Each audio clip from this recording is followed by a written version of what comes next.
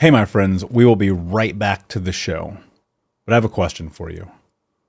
Are you struggling with the impact of childhood trauma? Well, know that you're not alone. I'm here to let you know that I'm starting a brand new weekly coaching group that includes a year of life coaching, accountability, support, habit and goal setting, and more. I'm starting a waitlist for the group right now, and I'm only taking a handful of people. And I'll let you know that through this personalized coaching, we'll work together to help you understand how your childhood trauma has shaped your beliefs, behaviors, emotions, and will help you create a roadmap for healing and growth. Right now, you can schedule an absolutely free coaching session with me and get put on the wait list if you go to thinkunbroken.com.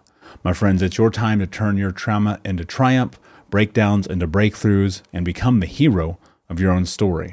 And I'm here to support you in doing that. Just go to thinkunbroken.com to register for a free coaching call with me and to get put on the wait list for the brand new weekly coaching program. We'll be right back to the show. But before we do, I want to tell you about today's sponsor, factormeals.com, where if you go to factormeals.com/unbroken50 and use the code unbroken50, you can get 50% off your first order. That's factormeals.com/unbroken50. If you're like me and you are a person who is busy trying to create a life, heal, work on their health, wealth, and relationships, and not to mention deal with the day-to-days of normal life, you do not have time to be going to the grocery store and trying to figure out what you're going to cook every single day of the week. In fact, one time I did the math and I realized I was spending over 15 hours a week at the grocery store and cooking. When I added Factor, I got to use that time for myself, for my family, for my friends, for my community, and for my business. And so if you're in the place where you need some more support in the kitchen, head to factormeals.com/unbroken50 and use the code unbroken50 to get 50% off. Hey, my friends, we will be right back to the show.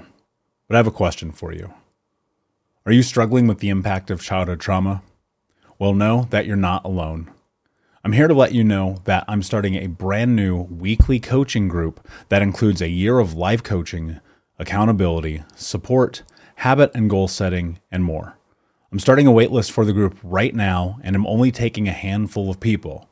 And I'll let you know that through this personalized coaching, we'll work together to help you understand how your childhood trauma has shaped your beliefs, behaviors, emotions, and will help you create a roadmap for healing and growth. Right now, you can schedule an absolutely free coaching session with me and get put on the wait list if you go to thinkunbroken.com. My friends, it's your time to turn your trauma into triumph, breakdowns into breakthroughs, and become the hero of your own story. And I'm here to support you in doing that. Just go to thinkunbroken.com to register for a free coaching call with me and to get put on the wait list for the brand new weekly coaching program. Hey, my friends, we will be right back to the show. But I have a question for you. Are you struggling with the impact of childhood trauma? Well, know that you're not alone. I'm here to let you know that I'm starting a brand new weekly coaching group that includes a year of life coaching, accountability, support, habit and goal setting, and more. I'm starting a waitlist for the group right now, and I'm only taking a handful of people.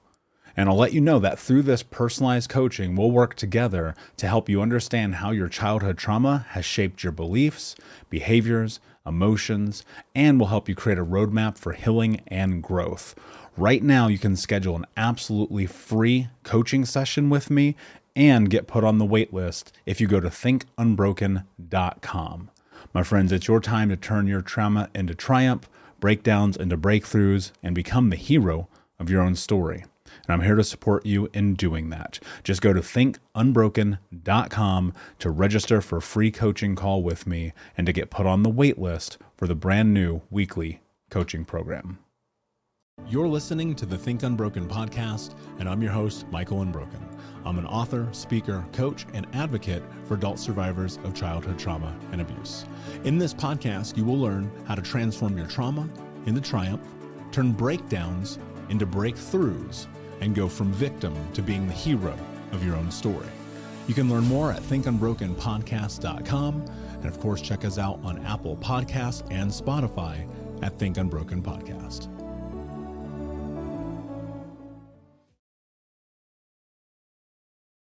Hey, what's up, Unbroken Nation? Hope that you're doing well wherever you are in the world. I don't know about you, but I'm super excited to be here today. And I'm joined by a great friend, Dr. Trish Philipps, also known as the Doodle Doc.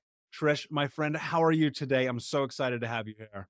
Oh, I'm just wonderful. Thank you so much for having me. It's Yeah. literally all my pleasure.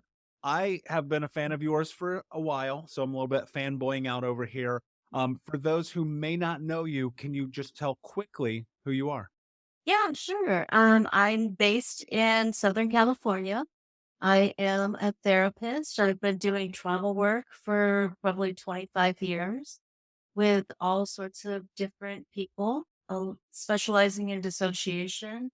And also, I started just a few years back doing a little bit of doodling and describing some kind of harder concepts to describe with words alone with little doodle people. And so that's on Instagram, and that's the doodle doc part of it. Yeah, and I Yeah. love your Instagram. We were talking briefly before we started rolling here that I think that there is a cause to have that style conversation for all types of this mental health journey. I'm very curious, where did that come from? How do you start that? And if you haven't, guys, go and check out the Doodle Doc on Instagram and you'll see exactly what we're talking about. But where does that come from? How did you begin that? Okay, so let's see. It started back, I want to say probably like 2015. Actually, I got my doctorate around 2012. I started my doctorate journey. And so just made a decision to only study things that were deeply personal to me and that very meaningful to me. And I knew that that would translate to my clients very well, to my life very well. And so I started to really deeply study interpersonal neurology and the connection piece and the importance of deep relational connection and understanding the brain function of it and all of that. And so part of that journey was studying with someone in Portland. And she's just a master at this. And I would go to her house. And on the very last day that I was at one of these retreats, we were doing what she calls like a rest time. So we were taking like an after lunch little nap kind of thing. And I was sitting there and I just had this vision of a lot of these concepts are very wordy, very heady, and they touched inside like this child place that they made a lot of sense but not with the words, with the implicit. So they touched on a very deep level. And I thought, how can I bring that forward in a way that is beyond the word, that will tap into the inner child within us all? And I thought, I think it's at that time it was like through a graphic novel. I thought, maybe like a graphic novel style, and I kind of tripped myself up for a few more years, and I ended up starting to try to draw, and then I started connecting with my son, who then came back from college. He went to college in New York. I'm in LA, and he came back from college, and it was a bumpy transition, him coming back, but he's an artist. And so this was like a connecting piece between him and LA at that point. And so he would kind of say, Mom, just do this, just try this, do it like this. And so he'd show me all of these, like, look at, they do it with stick figures. I'm like, okay, let me try. And I just started doing these little doodles and then putting the words with them, and just had a very big response from people who started telling me, it's like you're speaking to my inner child. Like I didn't understand that concept until I saw it in the figurine. Yeah, they're very beautiful and profound, and more so, I think that as I just kind of sit and I look at them and I understand my journey now, being well over a decade into this, thinking like, oh, where was this when I was trying to understand these concepts and ideas? I mean, I would literally be a civilian in rooms full of doctorates trying to understand things like dissociation and the impact of trauma. and Yeah. the whole nine, and thinking to myself, man, if you could have summarized that in a sentence for me 10 years ago, gosh, how helpful that would be. So Yeah. now you're doing that. And I think there's something to be said about the simplification of this. Yeah. Often we are faced with looking at this and studies and research and looking at all the variables, and it's overwhelming, it's cumbersome. And for the average person, a layman, dare I say myself, I sit here and I look and I dive into white papers and I go, okay, now I need somebody to translate what I think I might actually understand. Thus, Yeah. I look at what you have done and I think about the impetus of the idea of, wow, that's powerful because I don't have to overthink something that's already so incredibly complicated. Yeah. Yeah. Yeah. No, totally relate to that because when I was at those seminars, I would sit there and I'd listen to this completely brilliant woman describe the brain. And at one point, I remember I just burst out laughing in this group of, therapists and professionals. I just burst out laughing and she started laughing too. And I said to her, she's like, is everything okay? And I said, I don't think I just understood anything you said. And her partner was there and she said, I rarely understand what she says. And we all just started laughing and it really normalized the experience of a lot of this material that we try to understand ourselves, to understand our relationships takes a different form. It takes something that is very sensory. It's very embodied. We need a different way to try to comprehend it. That's Yeah. beyond, the logical. Yeah. And something about it feels, dare I say, safe. Like I Oh, look at what you create and I go, man, let me put it this way. I spent a long time trying to connect with the idea that it's okay to have an inner child as an adult human being. yeah. And I think that what you do is you give permission to people to step into that without shame or guilt because it's cute and it's quirky, but also the message is so like spot on. You read some of these and you see it's okay. It's okay. Yeah. It's whatever that thing may be. How do we help people step further into understanding that there is a part of this process involving reparenting and becoming comfortable with the fact that you do have this inner part of you, these wounds, these childhood trauma experiences that need compassion and care and hope and joy and love. Also, you are an adult, so you have to find that balance. Like, how do you step into that conversation? Right. It is a balance. And a lot of times adults have a really hard time because we seem to hit this threshold where there's now this message that we have to be adults, whatever that means, right? And it's like there's a lot of society messages, there's a lot of family messages. We have to do things, and that's true too. We have to do grown up things, but there's still that wounded child inside. There's still that hurt inside, that pain that gets tapped into from these adult things that we do. So, an argument with a partner, something going on with something at work, someone cuts you off on the freeway. All of these little things can be just tapped into. And to tell the adult person that, these reactions that you're having are coming from this place inside that now needs that healing, that needs you to turn towards and attend to.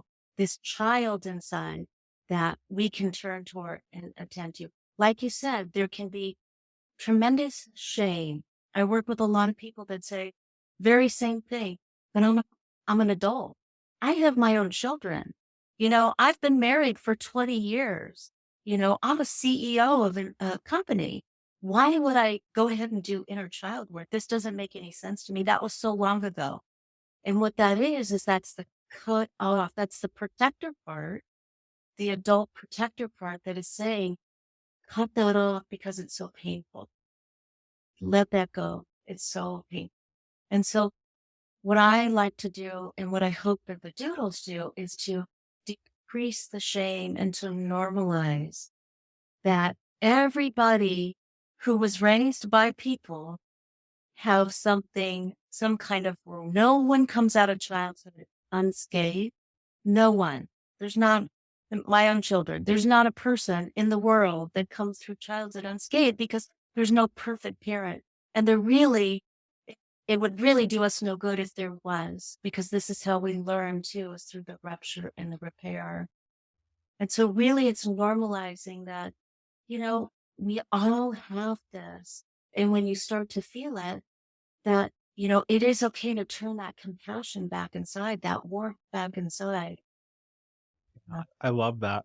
What I'm really curious about right now is how much of that experience that we have as adults in this place in which we say, I don't want to tap into that shame, guilt, fear, whatever that word may be, is in direct correlation with dissociation. Because as I think about my experience and finally making that decision to walk over that threshold, it was very much acknowledging like, oh, I'm dissociated. I have been in fight or flight response because I grew up bathed in cortisol, a person who has an ACE score of 10, looking at this as a survival mechanism to be alive. And now that I'm through that, I can now look back at it retrospectively and go, oh, of course that makes sense.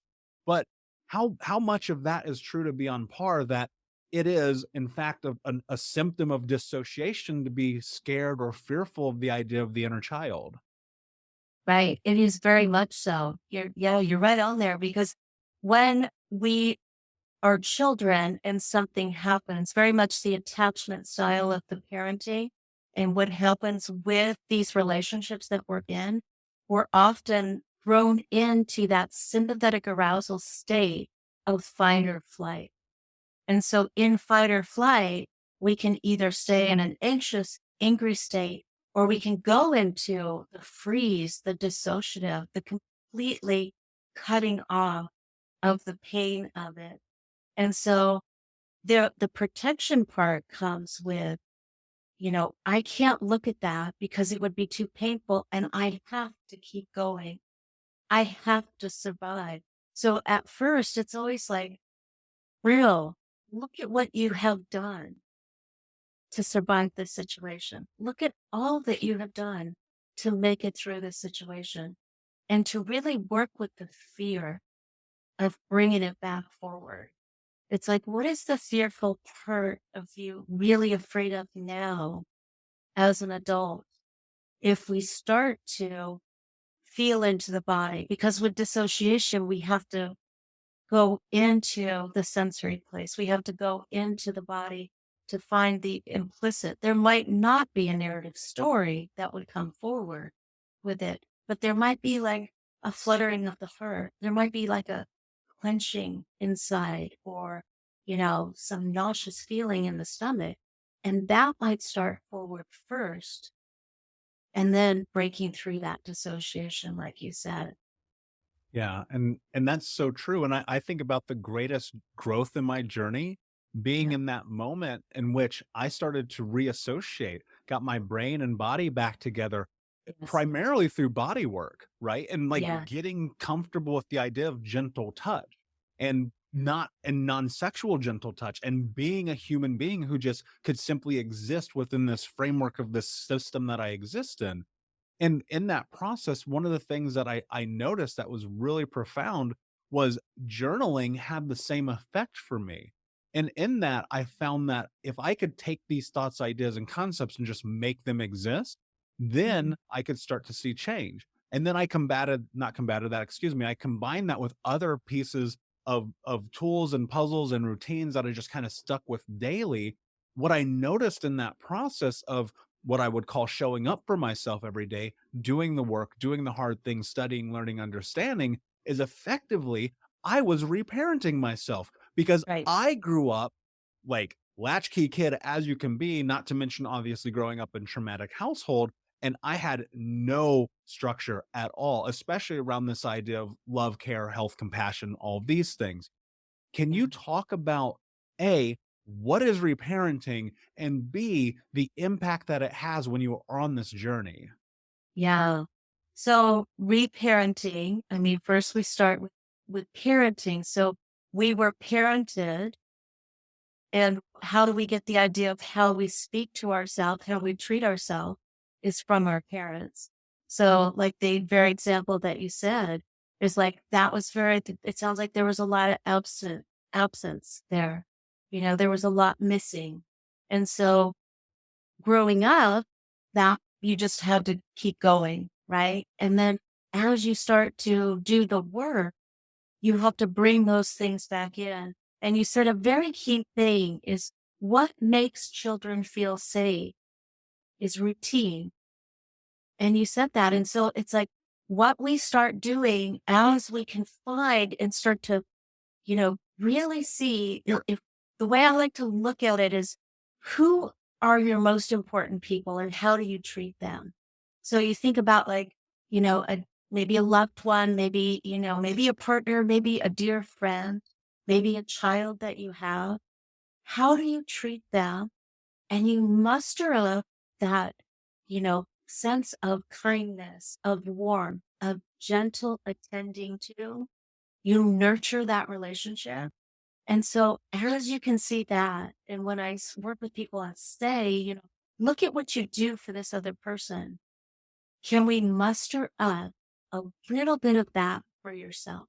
And what would that look like? And building the routine of what that would look like.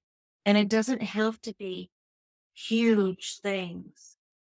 It doesn't have to be those great, big, monumental things. It could be, let me go get a glass of water or a cup of tea.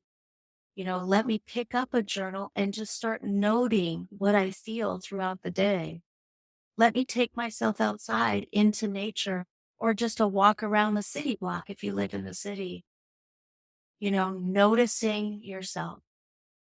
So there's an acronym I use that if, you wouldn't mind me sharing, it's based on pause. And so for myself, it's a very much a loving kindness, like learning how to attend to the self and to the inner world inside. So for pause, like the P starts with, I always start with breathing. So when we take 3 deep breaths, we actually can re-regulate our nervous system. And so we start with just taking those 3 deep breaths, and then that kind of dysregulates us and brings us out of sympathetic. It's hard to be in sympathetic arousal and be conscious of our breath at the same time. So that P, breathe right there, stops whatever's going on just for a moment. That's all we need. And then the A is to attend inside. And I'm putting my hand on my heart because I always remind myself, put my hand on my heart. I attend inside. So what does that mean? It means like what part of me is feeling agitated, is getting activated? What part of me is needing my attention? And so I can tell that by like what I said before, maybe I have a headache, maybe my heart is beating fast, maybe I'm feeling something in my stomach. And then we go into the U, and that's the unfolding, untangling a little bit more. And I ask, what are you needing? So once I find that part, oh, okay, I'm a little bit fearful. Maybe I'm a little bit nervous. What do you need? Just to sit here for a minute, just to, maybe drink some tea, maybe calm down a little bit, maybe write something on the journal. So that's the unfolding and untangling what I need. And then going into the S, and that's the soothing and actually doing those things, telling myself, okay, I'm okay. I'm enough. We're going to be okay. We're safe. And then the E is the exhale. And just letting it all go. And so with that pause, I can actually do that pretty quickly now. And that's what I teach with my courses. And that's what I teach with my clients, is to be able to really to attend inside. What part of me is activated? What is it tied to? And then what soothing will help. Yeah, I absolutely love that. And for me, breathing has played hands down such a phenomenal role. It's actually the first thing that I teach my clients when I coach, is because if we can get the parasympathetic nervous system firing, man, that's a huge leap forward. I want to challenge something here, if you don't mind. I want to Sure. talk to you. I've never done this before in the podcast, but I'm super curious of what you have to say. I'm going to talk to you from the voice of 24-year-old Michael.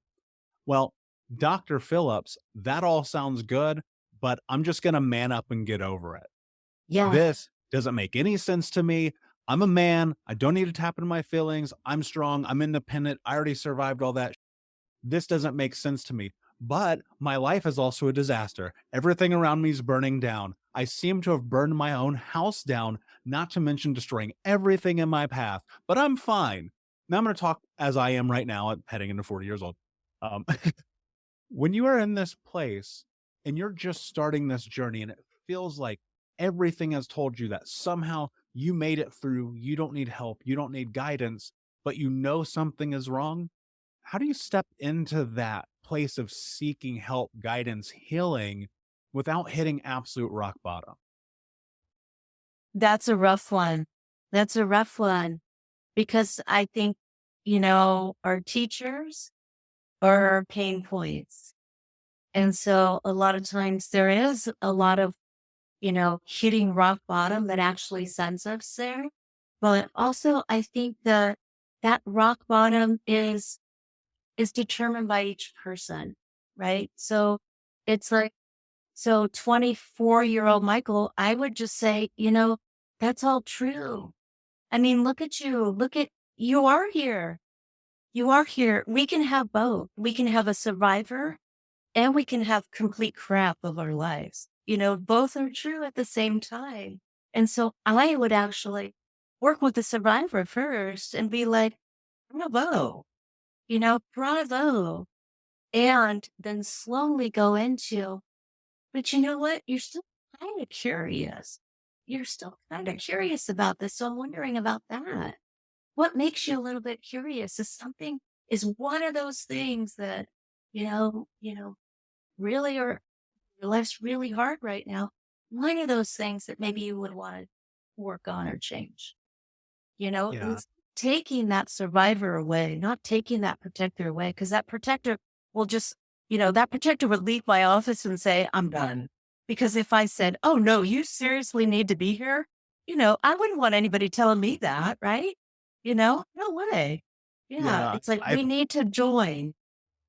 I think there's so much validity in the idea that you can have both. And I want people to recognize that you can be the survivor, and you probably are. You've been through hell Yes. and back, and here you are. But you can Yes. also move into what's next without judgment, Yeah. without shame, without guilt. I think what we get caught up on so often is this idea that we have to do it all alone. And as Mm. well as I do, like that's not true. But how do we work on reshaping that narrative for survivors to get to a place where they can acknowledge that it is okay to seek help, to seek guidance, to seek coaching, compassion, therapists, whatever that thing may be? Yeah. Yeah. So it's like, what is hurting? And what was the message about needing to do it alone? Why was that message so strong? And why is it still so strong?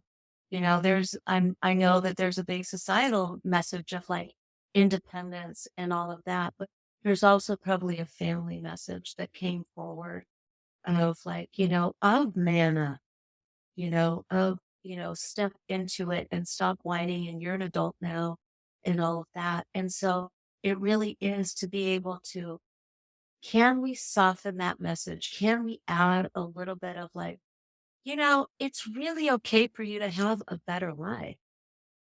It's really okay for you to want to treat yourself better. You know, it, it really is okay for that. Yeah, and I think man or woman or however you Yeah. identify, you are entirely allowed to have the life that you want to have. And I'm curious, as you've seen this work and you're in this so often, I often think about the idea that it's not only conceptual, like this process requires doing actual work. But Yes. people often talk about do the work, and we don't really ever define what the work, I'm doing quotations, what the Yeah. work is. And Yeah. so my question for you is, how do you do the work and what does the work look like to move into this place where you start to cross that threshold? Yeah. So I would say that, I always like to use this analogy of the flashlight. And very often there's a lot of like outward blame, a lot of, this happened to me, that happened to me. And so it's like the flashlight gets pointed out. And when we point the flashlight outwards, we just get a round circle of what is wrong, right?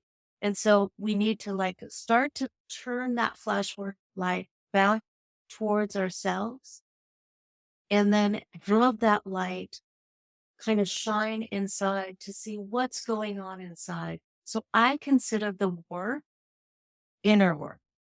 So when I would say if the work has slipped out with me, it would be inner work. It would be looking at heart's work. It would be looking at what are my reactions? What is reactivating me? What's triggering me? What's causing me distress in my life? And then going inside and looking at that inner world and saying, where is this coming from? What is it reminding me of? Doing some journaling, talking to a therapist, talking to a coach, doing whatever else, other things. You mentioned body work, which is wonderful. Anything that will feel like it's helpful to you in that moment. For someone listening right now who is likely highly impacted by dissociation, can't tell up from down, brain is 10 miles from the body, and they're hearing this sounds incredibly foreign. Yeah. This might as well be rocket science. How, if you are in that position and you're just like, I don't understand feelings, emotions, I don't feel like I'm in my body, whatever that thing might be, how do you even start to get back into it so that you can name it, so you can talk about it, so you can recognize maybe I do need therapy or a coach or to read that book or whatever that thing is? Yeah. Yeah. So first off, if someone out there is highly dissociated, then I just want to say that they've connected with you because they're listening to your podcast. And so you somehow have provided a sense of safety in their system. They're hearing something that hasn't gotten them to click off.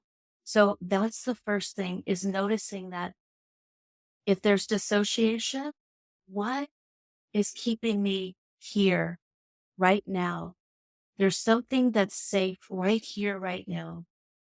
And the next step would be to start to connect the mind and the body. So with dissociation, there's a complete disconnect. So I work with people who really don't even feel their bodies, can smack into a wall, get bruises, and not even know where the bruise came, that really dissociated from their body. And so it's really to be able to start to notice, is like, oh, if that's me, if what Michael just said, gosh, you know what? I totally relate to that. Just to start to notice, it's like, how much am I with myself? How much am I really with myself? And start to check in with that. And I like to have people use maybe like even a graph, or take like a day planner and start to note their time in their day. Like, oh, okay, this is what I felt. This is, and note it. And then you can even do it like a 1 to 10 scale. This is how I felt, to really start to concretely get back inside. But if someone is dissociated and they're listening, there's something that they're listening to, and there's some sense of being connected to it. So it's going beyond the dissociation. It's going into a place where they can hear, Yeah. and something feels safe. And that's being present, right? And also no one's ever said that to me before, and that just made me all gooey inside. So thank you for that. My number one goal with this podcast and everything I do, the book, the speaking, the tours, all of it is, can we give someone something to create a change in their life? Yeah. Like one little thing. And change, I mean, what is change really? Yeah, we can look outside and we see other people's change and we might think that's what I have to do. I really look at change as, I feel like if someone feels like more connected to themselves, more comfortable inside of their own skin, wow, That's huge. Yeah. That's And I huge. I think about it often as this idea when we look at the outside world and all these parameters being laid around us of the person that we should be. How do you live your life by your own self-defined narrative? And more so, how do you step into that to the point where it becomes true of who you are? And my biggest goal when I started this healing journey, I thought about this, like if I can just put my feet on the ground and be good with who I am, then that is far removed from everything that was set up in my journey by Mhm, people who were not me. mhm, Dr. Phillips, this is incredible. I could talk to you literally all night, and it is night here as we are recording. But before I mhm. ask you my last question, can you tell everybody where they can find you? Absolutely, yeah. So on Instagram, I am the Doodle Doc, and, my website is thedoodledoc.com. And I do help people with inner parenting and connecting the inner child. I like to think of it as a bridge, bridging the inner parent to the inner child. And it's a journey, like you said. It's a journey. It's not a one and done thing. I'm still on the journey. You're on the journey. I'm grateful to know you and be on this journey with you because, I just want people to know that they're not alone. There can be so much, like we've discussed, shame of feeling like I feel like a child in an adult body. And it's like, no, you're not alone. Uh, and it's okay. We can do that. So those are the places you can find.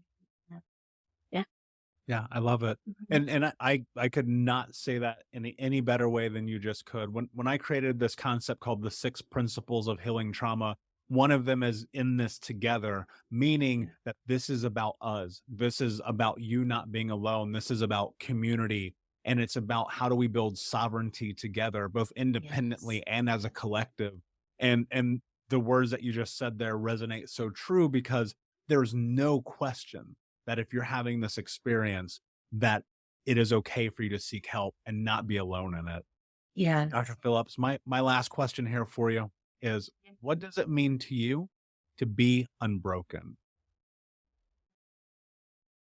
Oh, that's such a good question. Um, I I always tell people that they're not broken. And I feel like we often felt very splintered and felt like there was something wrong with us. And I think to truly embrace the concept of, we are not broken. We are just on a pathway to integration, to finding ways that we can be more solid with ourselves, more comfortable with ourselves, more kind to ourselves, more compassionate to ourselves. I think we're we're not broken. So I love your little handle there. You've got your shirt on, think I'm broken. It's so wonderful. Yeah, Um, it's everything. And I got goosebumps because I'm just like, that's so true. That's what this is about. How do you get to that place? And that's yeah, so much of our journey. Dr. yeah. Trish Phillips, it's an absolute pleasure. Thank you so much for being here. Unbroken Nation, please go check out her work. I promise you, it's incredible. One of Mhm. my favorite, if not favorite, mental health Instagram accounts on planet Earth. Please Oh, like, subscribe, comment, share, and let everyone know. And until next time, my friend, be unbroken. I'll see mhm. ya. Thank you so much for listening to Think Unbroken. Please share this episode with someone who could use it and help us move forward in our mission of ending generational trauma in our lifetime. And if you would, please take 5 seconds to pop on iTunes or Spotify, hit that 5-star, leave a review, and you can also reach out to us on social at Michael Unbroken or at Think Unbroken.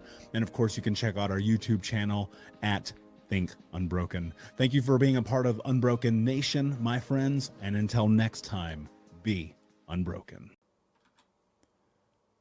Hey, my friends, we will be right back to the show. But I have a question for you. Are you struggling with the impact of childhood trauma? Well, know that you're not alone. I'm here to let you know that I'm starting a brand new weekly coaching group that includes a year of live coaching, accountability, support, habit and goal setting, and more.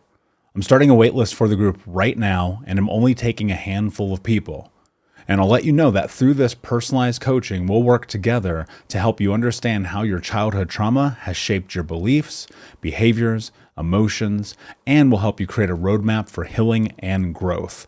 Right now, you can schedule an absolutely free coaching session with me and get put on the wait list if you go to thinkunbroken.com.